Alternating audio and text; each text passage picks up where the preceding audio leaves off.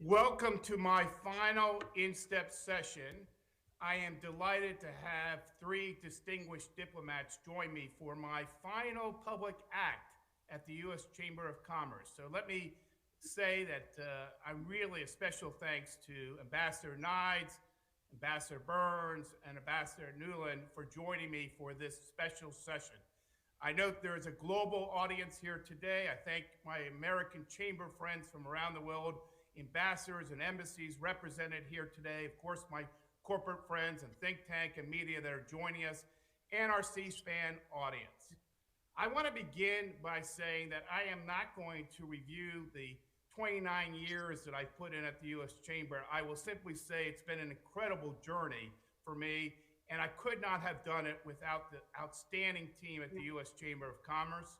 Tom Donahue, when he suggested I run the international program at the U.S. Chamber over a decade ago, told me to run hard and run fast and build. And that's what we've done over the last decade as we expanded around the world. I've been traveling for millions of miles on behalf of the U.S. Chamber and half of American business. And of course, over those years, I've witnessed history, had a front row seat to many historical events, including in the U.S.-China relationship. Charlene Barshevsky is here today, but I was there to witness her signing the bilateral agreement that sent China into the WTO. Ambassador Burns may have some reflections about that. I've also had the chance to do some things over my course of years. I won't talk about them all, but I think about the sandstorm in Western China or the jellyfish off the coast of Mexico, or I think about the donkey rides up the mountains in Petra, or of course, the great experience that I had with Kurt Campbell and Wendy Sherman and others in managing in the aftermath of a deadly earthquake in New Zealand. The adventures really don't matter to me as much as the people that I've worked with, both inside the chamber and outside the chamber. I want to thank the entire leadership of the U.S. Chamber, Suzanne Clark and the team. I want to acknowledge members of my own team, Nisha, Scott Eisner, Nisha Biswell, Scott Eisner, Gary Littman, John Murphy, Kush Choksi, Neil Harrington, Marjorie Chorlins, Anita Patel, Josh Cram, Jeremy Waterman, and so many more at the Chamber that have made this journey so wonderful, so incredible, and so memorable. A really special thanks also to the AV team at the U.S. Chamber of Commerce that has had to put up with me, particularly during the COVID period and post-COVID period, as we continue to do these virtual forums. Much has happened since we started InStep over a decade ago, and I know that some of the founding members of InStep, the International Strategic Trade and Economic Platform, are here on this call today. Karan Bhatti at Google, and Bruce Stokes at the German Marshall Fund, and John Bussey from the Wall Street Journal, and many others who helped me launch InStep as a conversation about American leadership. And if I think about 10 years ago or 12 years ago when we started this program, the world has quite changed. Of course, we saw a rise in China then, but today we see a much more muscular China. In fact, we see more tensions, not just with the United States, but with Europe and others. We see now a war in Europe, unprovoked aggression from Russia, and how we manage that, and how do we exit from this war. We see climate change taking even more prominence in the world today. We see a pandemic that's hit us and changed the world forever. We see increasing energy around food and security issues and energy issues that cause us all to think about how we are as a community. America's role in the world has never been more important.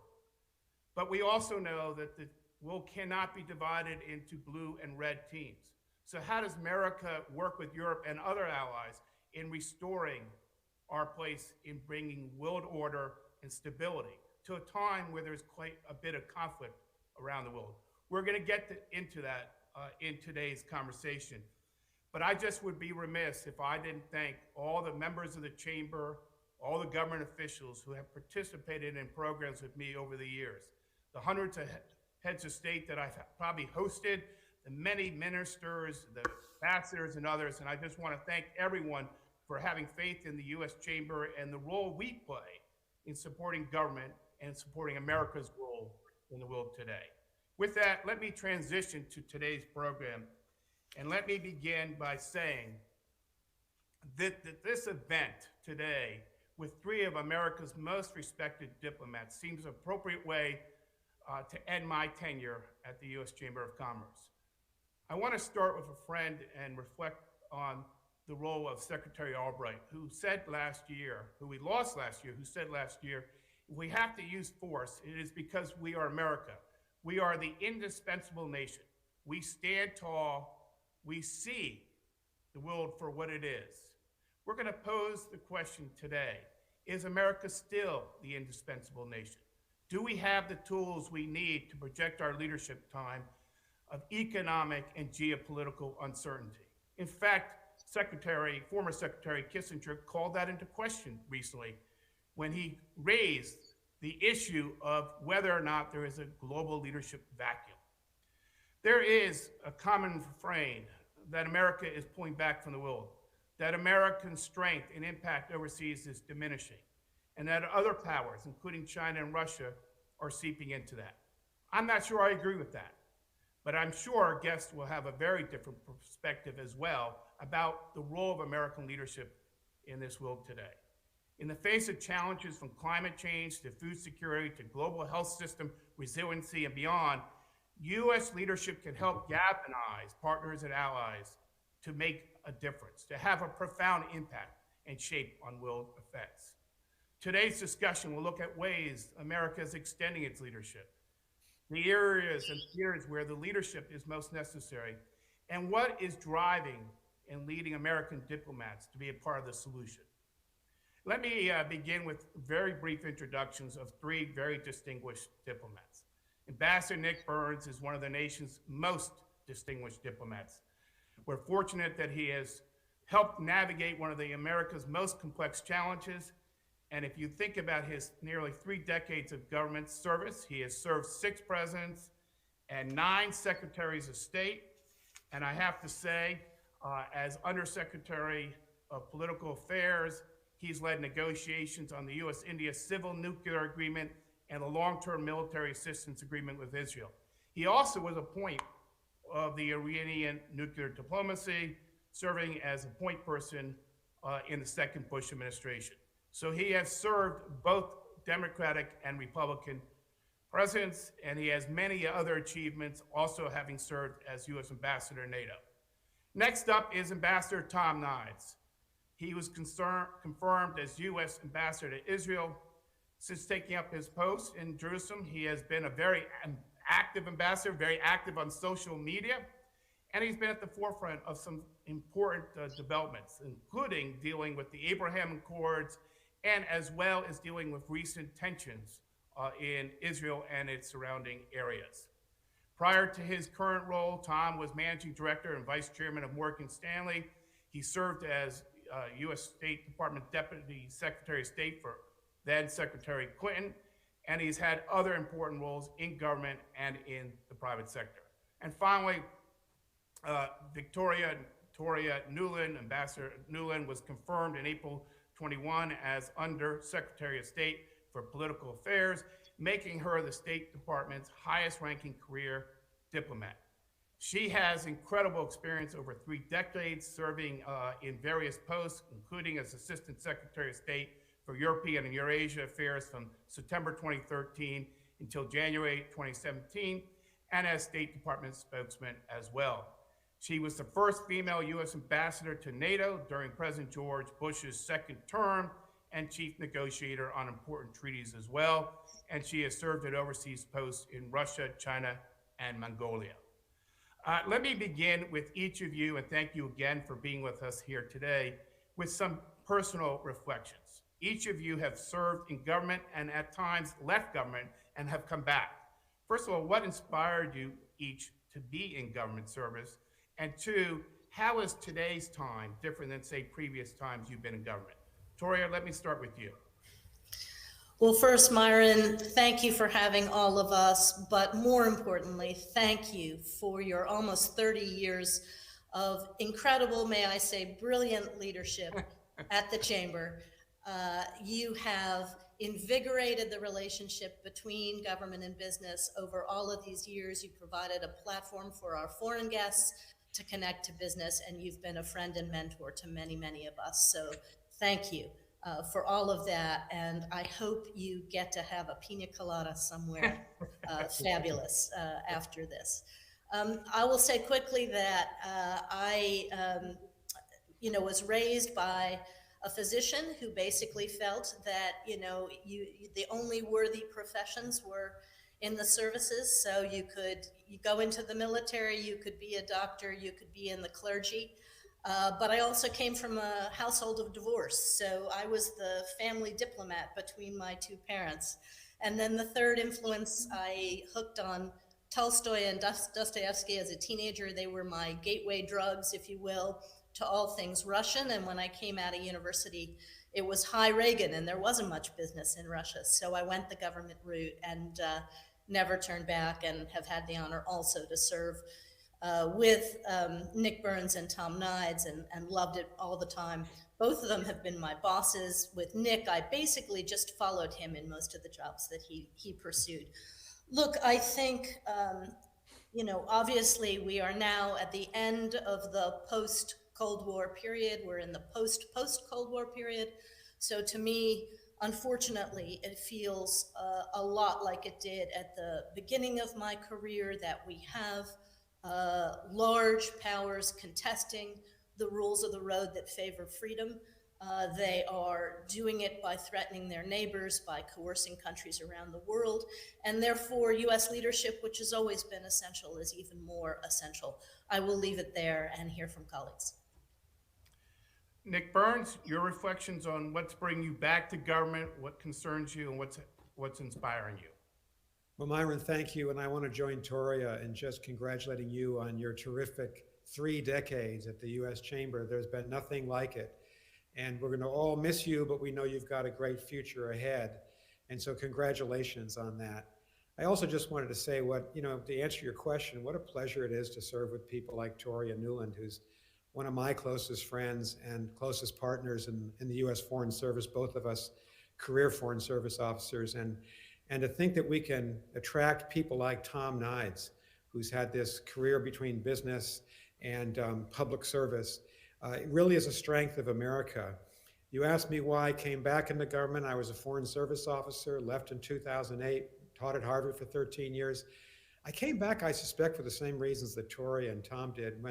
I'm sure when the president called Tom Nides and said, "I want you to be ambassador to Israel," it probably took him not a long time to reflect and answer yes.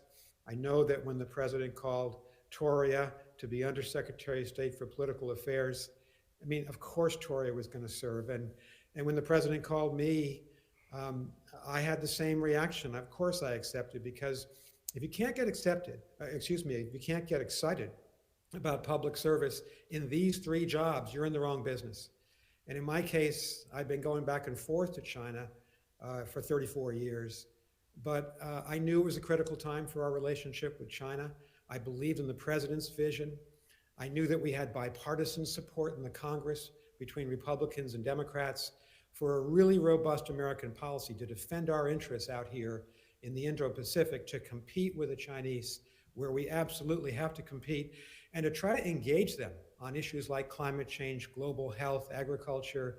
And so it was a job, obviously, that I accepted with a great deal of humility, but a great deal of purpose, that China is going to be one of the great challenges for Americans going forward. For my wife and I have 3 daughters, for our kids, for our grandchildren, and just concluding my first year here, Myron. And it is a tough job with a lot of challenges, but we have a wonderful, great, high-performing U.S. mission staff across China. So happy to be here. Thank you. Tom, your reflections and thoughts? Well, I feel like this is kind of like your bar mitzvah, okay? I am the American ambassador in Israel, but this is kind of like, I'm hoping that you give us a little bit of your Haftorah portion or something that brings us home. Listen, I want to second Toria and Nick's view. Listen, man, you and I have known each other for a long time. We've had lots of fun, enjoyable trips together, a lot of activity. The idea, you represent what's great about getting in the game. As the 3 of us have gotten in the game at different points, you've been in the game at a really important time. which is the relationship between the business community and government is critical. None of us should forget that. I've had the honor to be in business. I've had the honor to be on the government. The reality is business and government need to work together. They need to have common agendas. Even when we disagree, we need to be involved. And you have been at the epicenter of that. You represent that. It's not Democrats or Republicans or business or government. You represent just trying to do the right thing. So I am, you and I are good pals. We've spent a lot of time talking about things, but I'm honored to be your friend. I'm honored that I could be here for this. And I'm sure you and I will be doing lots of stuff together. So thank you very much. Why to get in government? Listen, not dissimilar to Tori, listen, I was the youngest of 8 kids. I'm a little Jewish kid from Minnesota. My parents didn't have any money, the one thing we had was this commitment to give back, which is to get into the game, be it being involved in our synagogue or being involved in the community. But my parents always instilled on me, you can't just sit on the sidelines and complain. You got to get involved and be part of it. And I've been fortunate enough for people to be nice enough to allow me to be in the game. Because we all know, all of us are smart enough, but it takes a lot of luck, a lot of perseverance to be able to do what all of us on the screen have done to give back in some way. I will also say, listen, I'm humbled to be on the same screen as the 3 of you guys. Listen, Burns and Newland are like world-class diplomats. I'm in the junior leagues, so I'm honored to be part of this, not only this group, but just watching how they've maneuvered around in the diplomatic circles, and clearly both of them are playing an enormous role. I would just like to say, when you mention this issue about indispensable role and has the United States role weakened over time, just look at what Toria Nuland has done with everyone, including the Secretary of State and the President, and leading the way of stopping this insanity of Putin in Ukraine, right? If it was not for the United States of America, if it wasn't for the United States of America, NATO wouldn't be together as it is. Ukraine would not be in the game. And we have led this world on trying to do something which will change the world. So I think we just, actions speak louder than words. And obviously in this particular case, this State Department, this president has done what he said he was going to do, which is stand up for the values of the United States of America. So that's how I'd answer that question. And I'm glad to be here, Myron. Well, Tom, that's a great lead in to the topic around Ukraine, but I'm going to take 1 second and ask each of you, how does the political polarization in our country impact America's standing in the world and our work around these important geopolitical challenges? Nick? Well, Myron, in my case, as I said before, I think that one of the great advantages we have right now in dealing with a very difficult government here in the People's Republic of China in a competitive relationship is that we have large-scale bipartisan agreement that we ought to be competing with China for a military power in the Indo-Pacific, competing in the economic and trade sphere for a much more level playing field for American business, because it's not level right now. We're certainly competing on technology. And of course, we defend our values. We defend human rights. We take great issue with what the Chinese have done in Xinjiang and Tibet and Hong Kong, the lack of religious freedom here. And I think there's large-scale agreement, frankly, in our country, and also between Republicans and Democrats in Congress, that we've got to be competing in those 4 areas. I also think most Americans would say, as we largely have a difficult, challenging, competitive relationship with China, we are the 2 largest economies. We're the 2 most powerful countries in the world. We've got to be able to work with each other. And while there may be some disagreements, I think most Americans would say the 2 largest carbon emitters ought to be working together on climate change. If we're going to do something to strengthen the World Health Organization, then we're going to have to push China to be more active in it and to, of course, be more honest about what happened 3 years ago in Wuhan with the origin of the COVID-19 crisis. We're going to have to work together on food security. And Toria, of course, has been working on the problem of the lack of grain exports from Ukraine, especially from Ukraine to the rest of the world, which has produced a food crisis in parts of Africa and other parts of the world. So I think most Americans would say we've got to be present in the relationship with China. And I feel the bipartisan support, Myron, from both parties in Congress, from the House and the Senate. And it's very important that we maintain that because China will try to divide us at home, as they have tried to do in the past. And we've got to have the discipline, and I think self-awareness and strategic clarity to stick together. I consider this one of the great advantages that we have, that our mission has, that I have as ambassador out on point here for the United States as we try to deal with this difficult relationship. Toria, let me turn to you next because obviously the president recently went to Kyiv. That was a very important visit, symbolically important. And it comes at a time when you could say that the transatlantic relationship has been incredibly strong. But as the war goes on in Ukraine, as Russia's unprovoked aggression continues, how do we manage both our relationship with our allies on this issue, the longer it goes, and most importantly, in Washington, where some Republicans have at times signaled perhaps they would weaken their support. And that would be, I think, the wrong message. Nick has put that in the context of the U.S.-China relationship, but I think the two are related. Toria, what concerns do you have about polarization here politically and how it impacts an important agenda in Europe?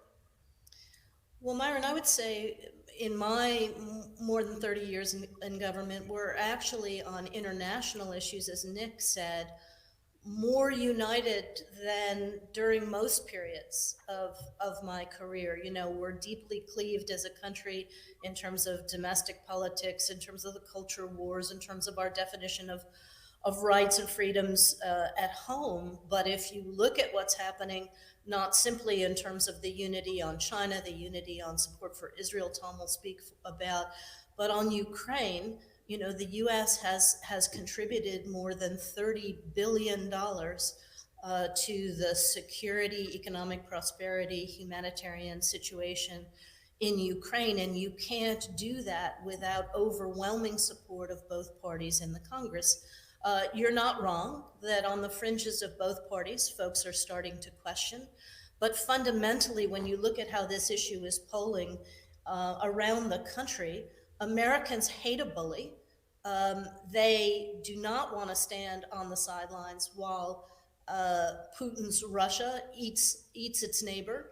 And they understand that if we don't stop this war here, if we don't restore international law and respect for the UN Charter, then this thing's just going to keep going. Putin will keep going, but more importantly, equally importantly, it's going to embolden other dictators, bullies, autocrats around the world, including Xi Jinping. So I think Americans, by and large, understand the stakes. They also understand that we have to become more resilient. We have to invest in our own democracy. That's what you see with the passage of the CHIPS Act and with the IRA. And when America can lead like that, both with our own investments in beating back Russia in Ukraine and in our own resilience, that gives us leverage in convincing allies, in the Ukraine case, some 50 countries around the world, to try to match us. And in fact, the global community has matched us in the Ukraine context, and that is a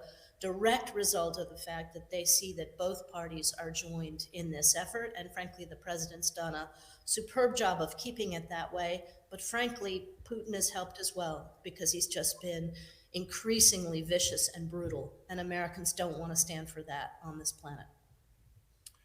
Tom, this year marks the 75th anniversary of U.S.-Israel relations. Obviously, there's been a change in government in Israel in the last year, and there have been some difficult issues. Historically, obviously, this is an enduring relationship, a special relationship that is supported by both parties. But we are in difficult waters in your neighborhood, with obviously developments over the weekend illustrating that, obviously what's going on with Iran and other areas of the region. How do you see Israel and the United States right now in a time of uncertainty, both politically in Israel and in the United States? Well, put it this way, Ron, if I knew we were gonna have 3 prime ministers in a year, I would try to go for London's job because they had the same number and I would have a better house, but unfortunately it didn't happen. Listen, the reality of this is, it's the Middle East. The Middle East is in constant turmoil. that's what it is. And I think obviously we have the objections or the object of what I've been attempting to try to do is do what the direction I was gotten from both President Biden and Secretary Blinken. We have an unbreakable bond with the state of Israel, regardless of who the prime minister is, regardless of the situation on the ground, and that is not going to change. That said, there are plenty of times which we disagree with our friends, and there's times in which we have to step up and talk about what we need to do to collectively together to make things work. There is no question Israel is going through a transitional period. They have a vibrant democracy here. 72% of the country voted for the 5th time in 2 years. 72%, we can only dream of that in America. And by the way, 56% of Arab Israelis also voted. So the idea that there's a democracy is not alive and well is certainly not the case. And for those of you who read the New York Times, probably have seen that there's been a pretty active demonstrations here every weekend about some things that are going on here. And that's also healthy for a democracy. So I think that the challenges Israel has is not only the threats they have from a military perspective, vis-a-vis Iran or Hezbollah or Syria or what goes on in Gaza, but they also have a continuation of a country which is changing demographically. And let us not forget the West Bank and Gaza, which is continuing to drive what goes on here, including what happened this weekend. So this is a very lively place. But one thing is for sure, you talked about bipartisanship. As Nick just mentioned, literally this week, or the end of this week, beginning of last week, I've had 36 members of the U.S. Senate in Israel. Okay, led one group led by Mitch McConnell, the Senate Minority Leader, and one led by Chuck Schumer, the Senate Majority Leader. And every chairman of every major committee was here. That was just last week. So the idea of bipartisan is alive and well as it relates to the state of Israel and the surrounding neighbors. So I guess I'm lucky to have so much interest in this place. But there's no question of the working together in a bipartisan way. It's the name of the game certainly for Israel and for this region. Tom, I'm tempted to ask you whether those 2 trips were ever coordinated in a mutual event, but that I'll leave to others to comment on. I tried. I know you did. Tori, let me ask. I'll go home with fairness. Their schedules only overlap for a few hours. So the reality is, yes, they would have worked together. In fact, interesting enough, both Schumer and McConnell's messaging to the prime minister and to generally to all the ministers of the government was basically the same. There was very little difference between both Mitch McConnell and Chuck Schumer's commitment to Israel. Also pushed back on the issues that we talk about, but it was quite nice to see a bipartisan messaging coming from the U.S. Congress. Toria, I wanted to jump back to this notion there are 2 geopolitical frameworks that have emerged. One that is a transatlantic one focused on Russia's aggression in Ukraine, and another one in the Indo-Pacific that Nick will also comment on in terms of managing a more aggressive China. There are also other arrangements. There are Quad arrangements that have been set up as well. How do we manage and these conflicts and try to deepen these partnerships also when inside these transatlantic relationships, there are countries that are certainly less bullish on being muscular with China. Germany is a good example of that. And also countries in Asia that are concerned about posturing with Russia. India is a good example of that. So how do these countries that are important players on the geopolitical stage, how do we work with them to manage and balance these dynamics? Toria, reflections? Well, Myron, I would say that it's actually all part of a whole. And as you said at the top, President Biden, Secretary Blinken came into office intending to strengthen alliances and partnerships with democracies across the world to address all the challenges of the world. So the coalition that they built in those first months was first put to the test on the Russia-Ukraine crisis. And the interesting thing there was that we used the G7, which is primarily European, but also includes Japan, to start the work on security support, sanctions, humanitarian support, and strengthening NATO, obviously.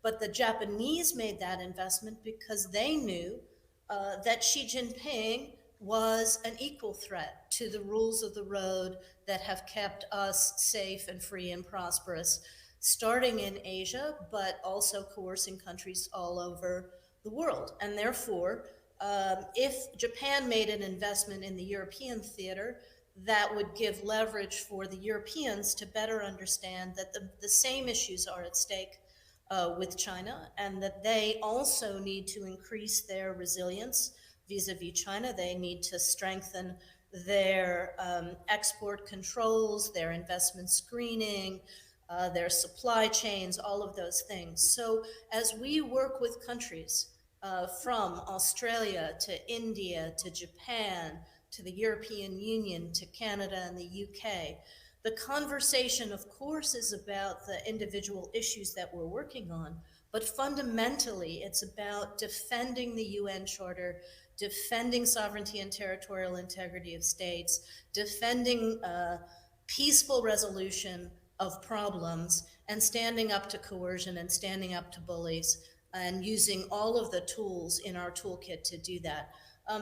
With regard to countries like India, other countries that are having to make difficult decisions at this moment, India has always understood the China question being neighbors, but they also, as a result of that, became heavily dependent on the Soviet Union and later on Russia. And they've had to understand that as democracies, we need to depend on each other, and we need to diversify our supply chains, et cetera, so that we can manage, particularly in the context of both of these big powers, Russia and China, now working increasingly together to roll back the democratic successes that we've had all of these decades, and our needing as democracies to stand up against that and say no. So I would say, again, it's one conversation with many, many different chapters. You'll forgive me, I'm going to listen to colleagues for a minute, but I got to run off and see Canadians and work on another hot problem, which is Haiti. So I will leave you in a minute. Tori, let me just do one quick minute on Iran. Can you just give us 1 minute on Iran, how you see efforts there right now? And then I'll turn to Nick and Tom for some reflections on other issues. Tori, what do you see as the prospect of that reform movement really picking up steam and seeing a change perhaps in the government or certainly in our relationship with that country? Well, I'd like to hear Tom Nides on this one. I would say that I think obviously the Iranian people, and particularly Iranian women, have been incredibly brave in standing up for their individual rights in the context of a very, very repressive society. And the fact that this has gone on for months and months and months just speaks to the fact that the government in Iran is not serving its people. I think you know that we tried very, very hard to get back into the JCPOA when President Biden came into office, and we continue to believe that that is the best way to deal with the nuclear problem, thereby giving us space to deal with other problems. And this Iranian government could not get itself there in a manner that we could accept. And they are also becoming more and more aggressive in the neighborhood and against American interests. So it's a very difficult period. But Nides is living right there, so I think he should speak to this as well.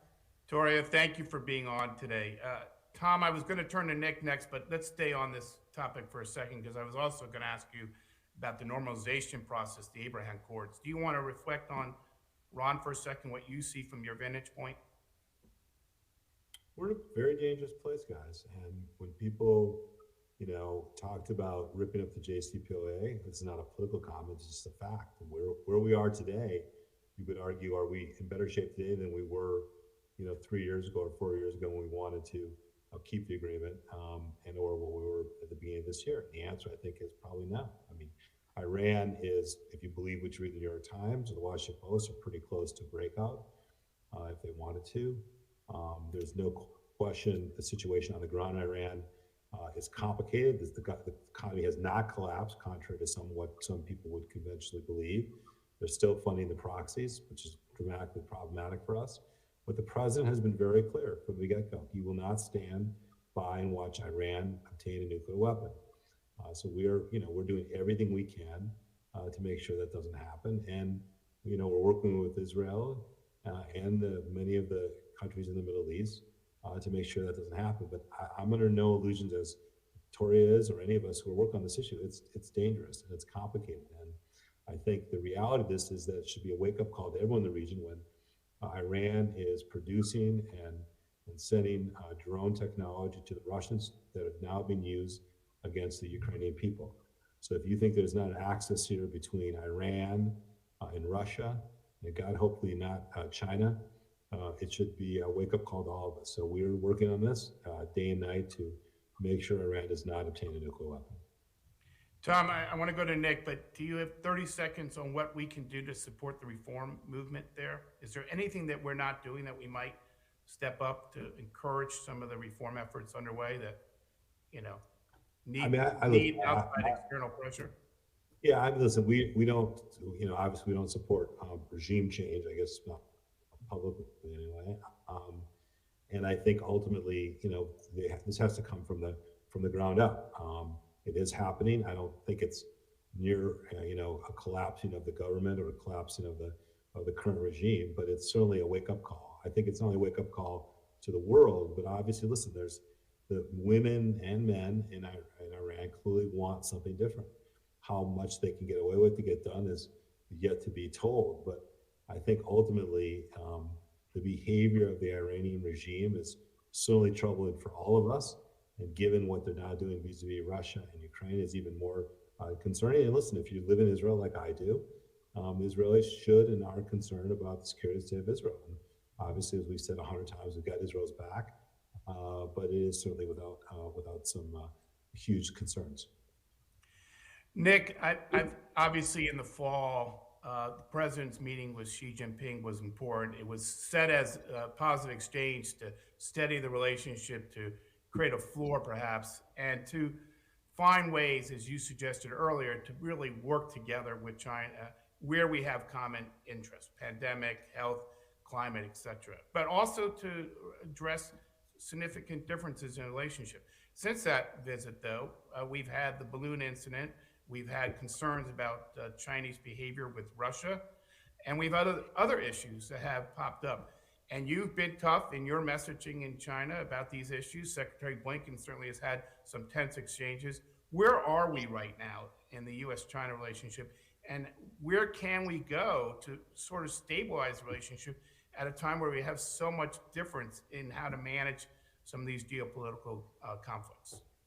Myron, this is obviously a very difficult moment in the U.S.-China relationship.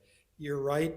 I was with President Biden in the meeting in Bali in mid-November in Indonesia, and we put forward our position that we had to have some stability, a floor in this relationship. The two leaders know each other very, very well. They had 3.5 hours of conversation. A lot of that conversation was focused, frankly, on the differences between us. And in our interest, both of us, in trying to manage those differences effectively so that we don't end up in a conflict, God forbid, between our two countries. And I think we came out of the Bali meeting thinking that we had a chance in 2023 for greater stability. Secretary Blinken was scheduled to visit, as you know, Beijing to see President Xi Jinping and Wang Yi and Qin Gang on the 5th and 6th of February, but that became impossible after the balloon incident, which was an outright violation of the sovereignty and territorial integrity of the United States. President Biden was absolutely correct in ordering the shoot down of that balloon. And we are now correct in salvaging the superstructure and examining it, as the FBI is doing, and holding China to account. The message that we have transmitted to the government here is that this must never happen again. We sanctioned 6 companies here in China that have been involved in the PLA surveillance balloon activities. And frankly, we've received a lot of support from our allies and partners from every part of the world for our position that we had to stand up to the Chinese on this issue. We're now in this surreal moment where the Chinese, who I think lost the debate over the balloon, globally, lost influence and credibility around the world because of what they have done. They're now blaming this on us. It's a little bit Orwellian, and it's a little bit frustrating because I think everybody knows the truth here. So you combine that, Myron, with the warning we've also given to the government over the last week or two that we fear they may be contemplating providing lethal assistance to the Russian government for its unjust and brutal war in Ukraine. And that's a direct warning that our president, our Secretary of State have made, that I have made on their behalf to the government here. And we hope that the government will, in Beijing will take that warning seriously. So yes, there are issues where we do want to work with China if we can, but frankly, this is a moment where we've got to manage these differences, hold China to account, and build up our alliance system out here in the Indo-Pacific, which has been so effective. The strengthening of the US-Japan alliance, the renewed vigor in our alliance with the Philippines, of course, the development of AUKUS, Australia, the United Kingdom, and the United States, and the Quad, where India and Japan and Australia and the United States are working together. Frankly, I think the Chinese may have been surprised by the strength of all of our democracies. I remember when I testified at my confirmation hearing, I told the members of the Foreign Relations Committee in the Senate, that the Chinese believe, the Chinese leadership, that the East is rising and that the West, particularly the United States, was declining. I think 2 years into this administration, and on a bipartisan basis, I can say the United States is a strengthened position in the Indo-Pacific, and now the United States and NATO and the United States and the European Union are beginning to see the threat from China and the competition from China in the same way. I think that's surprised the Chinese. It's strengthened our ability to make sure that we're defending our interests out here. There's a lot more we can say, Myron. There are 1,000 issues that we're dealing with, but I'd like to focus on the balloon incident and China's position on the Ukraine war as two of the most important issues that we're dealing with right now. I think those are the most important short-term issues, but Taiwan looms large as an issue as well in the U.S.-China relationship. And of course, we've seen more muscular rhetoric coming out of Beijing on that issue. We've seen signs of increasing expansionist thinking coming out of Beijing. And I know this is an area that is core and sensitive to this relationship. How do we manage this dynamic in the context of everything else we're dealing with? And obviously, Ukraine and that conflict is seen in this prism as well. But how do we manage that, Nick? Because we're going to have an election in this country next year. We're going to have representatives, perhaps the speaker, visiting Taipei. We're going to see, I think, an escalation potentially on both sides if we don't manage it very carefully. And that has huge risks, short-term and long-term. Also for the business community that have huge supply chain issues as well coming out of Taiwan. You want to reflect on that quickly? Well, obviously, the United States has a unique responsibility here through the Taiwan Relations Act passed in 1979. It is our obligation, obviously, to maintain our own military strength in and around Taiwan, in this part of the world, to make sure that the Taiwan authorities have the ability to deter any kind of Chinese offensive action now or in the future. It's also, I think, our responsibility to galvanize the rest of the world to make sure that that the Chinese cannot get away with coercion or intimidation against Taiwan itself. You saw after Speaker Pelosi's visit, and I was right here in Beijing dealing with the Chinese government here, this extraordinary use of power, military power, to try to intimidate Taiwan, the firing of ballistic missiles over the territory, the offensive action in the Taiwan Strait, violating the status quo of the last 70 years. And now I think you've seen a reaction, not just from the United States, which we've had a reaction, but also from Japan and some of the other countries in this region. They understand that 50% of the container traffic in the world flows every day through the Taiwan Strait, that any kind of disruption caused by China, the People's Republic of China in the Taiwan Strait, would have an inevitable, very negative consequence for the global economy. And of course, we want to live in a world where big countries can't push small countries around, or in this case, not a country, but the Taiwan authorities. And so very important that the United States is stepping up showing support as we do under our congressional authorization for defensive articles supplied to the Taiwan authorities, showing political support, obviously working on trade issues as we are. And I think the United States has stood up in very strong support for the Taiwan authorities. We'll continue to do that.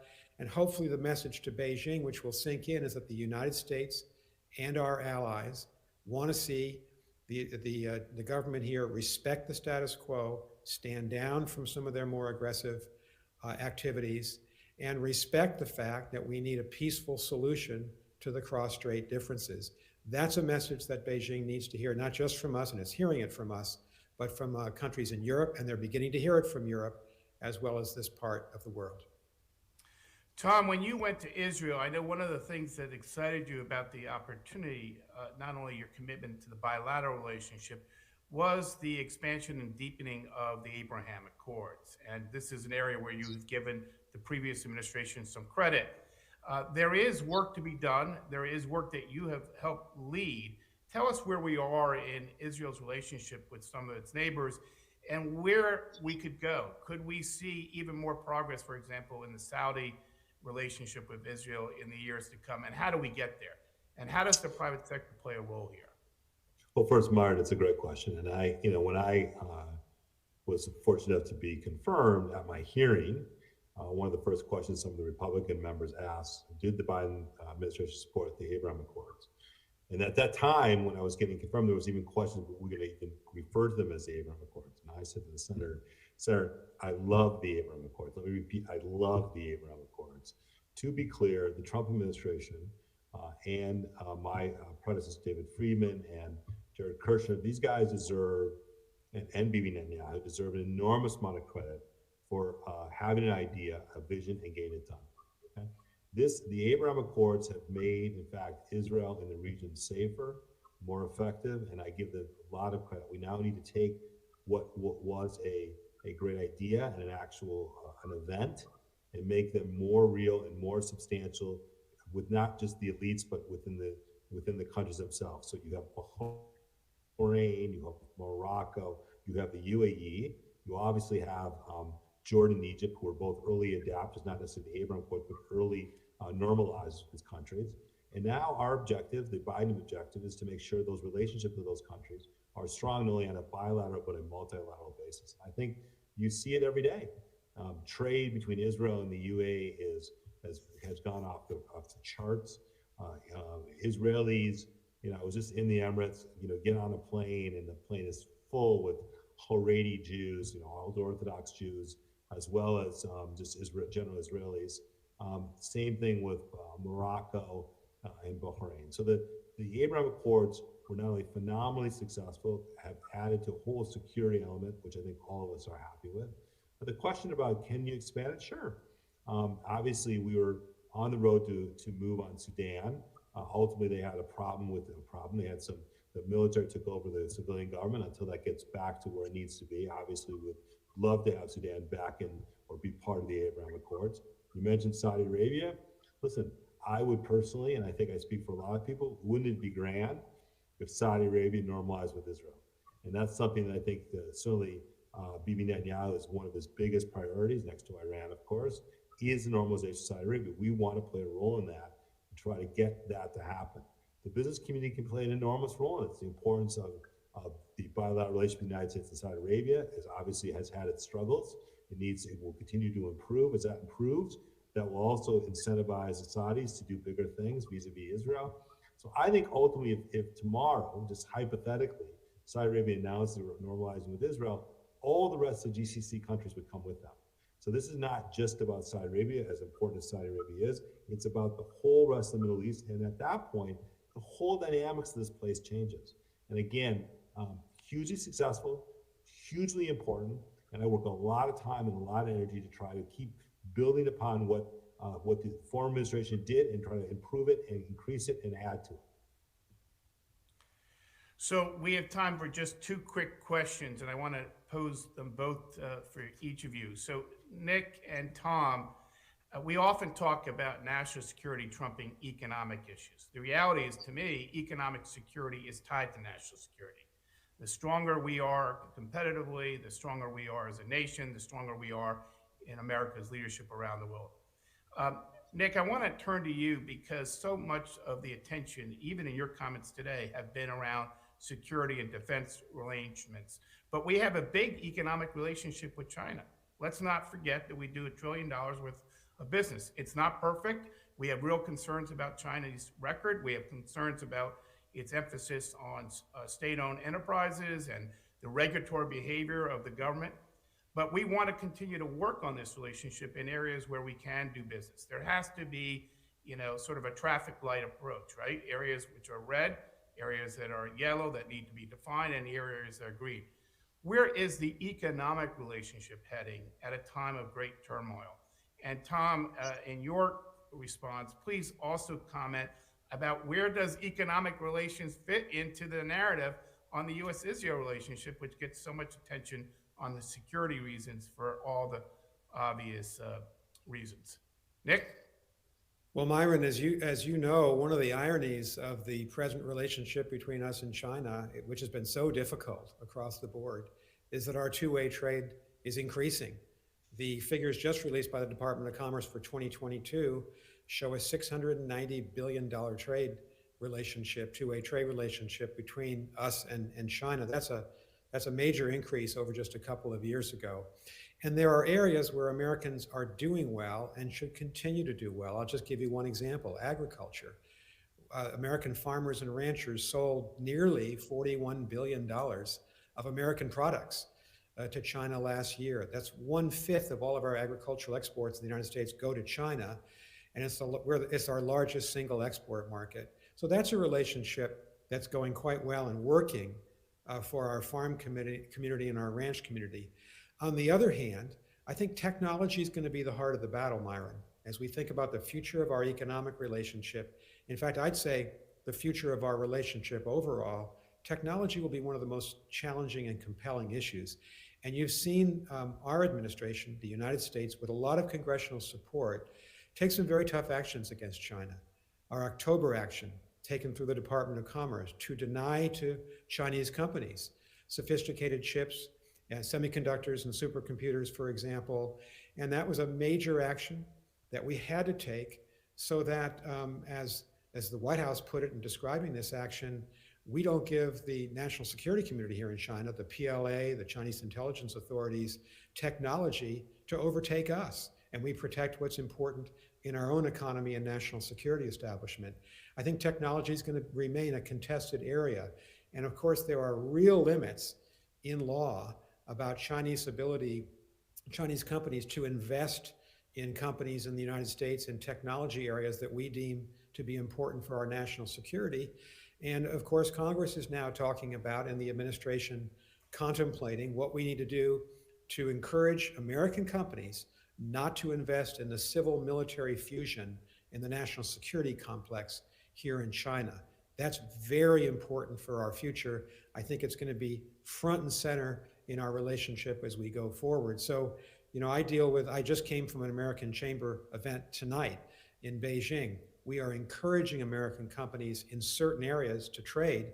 We're defending their right to have a more level playing field because the Chinese are denying that to our companies. But there are also some areas where, frankly, we don't want to see American investment in trade because it's too important to our national security, which of course has to trump everything else in a relationship like this.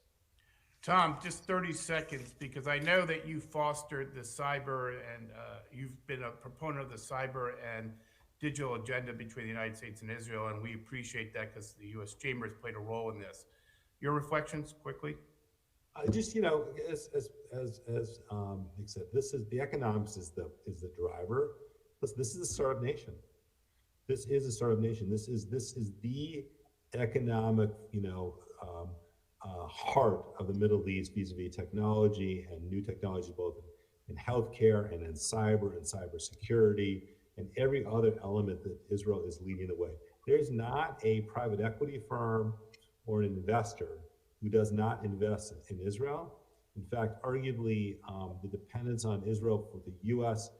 Funding of the technology is probably 90% of the money that comes to Israel technologies coming from the United States. So this bilateral relationship with the United States on Israel, on economics, on trade. Not, this is a small country, it's 9 million people, but it hits way above its weight. And everyone believes that this is a place that you want to invest in and to work towards to the next wave of technology. So economics is it. This is exceptionally important because economic strength creates defense strength, and defense strength basically obviously equals security. So it's all intertwined with each other. Tom, one final sentence of optimism. Leave us with some optimistic thoughts about the state of the world or the world that you're engaged in. Hey, Myron, just being with you is all I need. Is optimism. and sitting there with Ambassador Burns, listen, you have a lot of really smart people working on the world. The world's in pretty good shape. And let me just tell you, again, just like I started, America is here, okay? America is in the debate every day. And I would say with great certainty, the United States is as strong as it's ever been. Nick, your final thoughts?